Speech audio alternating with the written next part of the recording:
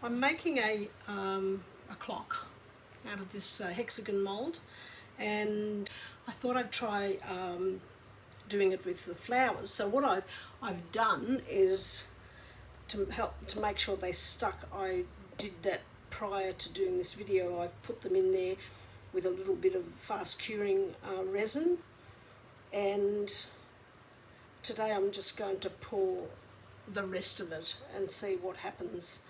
I'm hoping it'll come out all right on the other side. It's I'm going to use the colours that I used in that. So there's deep gold. I used a bit of coffee, and these are metallic pigments. My red wine, and my dark grey. Now I've got 3 cups already mixed of resin. I'm hoping that's going to be enough. I actually mixed up too much resin. I made a mistake. So with this is a 2 to 1, 2 parts resin and 1 part hardener, and I ended up doing 1 to 1, and I had to quickly calculate, and hopefully I've got it right and it's going to work. But you have to be very careful when you're using the resins that you do that. Now I'm using a deep pour resin, and it's a super deep Eparency one. So that's part A, and then we've got the part B. But that's it has less bubbles by the looks of it. It's quite light, low viscosity, and it takes longer to dry because we don't want it to heat up too much in the pan. If it mould, if it heats up too much, then it could destroy my roses and it could catch fire or anything, I guess. So I want it to set slowly. So let's put these into, we'll have to try and get equal amounts. So 1, 2, 3, 4, 5, 6, 7, 8, 9, 10. 1, 2, 3, 4, 5, 6, 7, 10. 1, 2, 3, 4, 5, 6, 7, 8, 9, 10. That's close enough.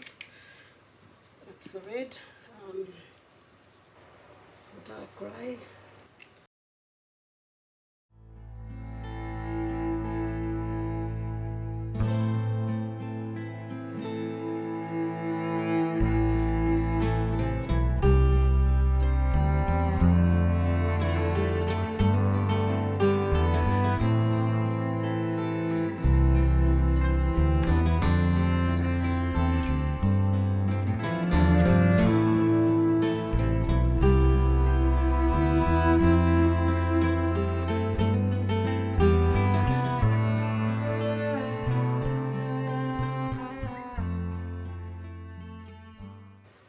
Okay, we're going to pour this in now and see if I've got enough.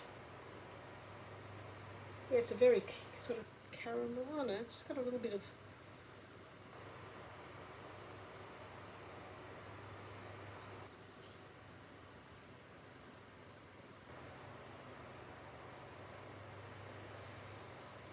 that's one.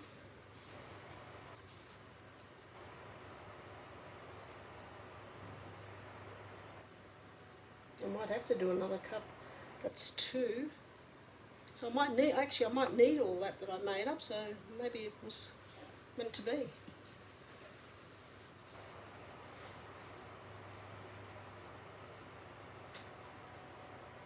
I like it with the bit of gold going through it. It just gives it. Yep, I reckon I'm going to need the rest of it. So let's pour. Maybe another 2 cups. I'll try 2 cups. Or maybe I'll try 1 cup first and then see how we go.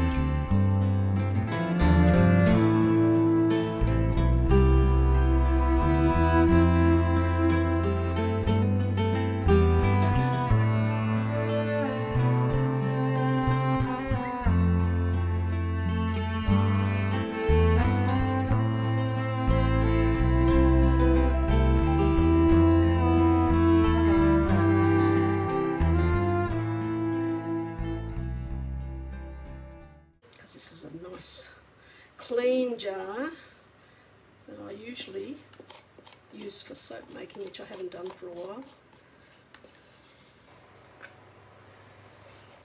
So it may not be used for soap making anymore, because I do find, even though I clean them with alcohol and baby wipes, that they still get that little bit of sort of, I don't know, bit of residue.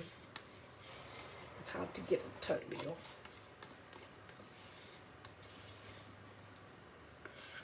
Okay, well, we're going to leave that to dry, and that's, how long is that going to take? I'm not sure. I might just quickly run the heat gun over it, even though I can't really see any bubbles, but just quickly run it just in case. I always check it later to make sure that none have risen up.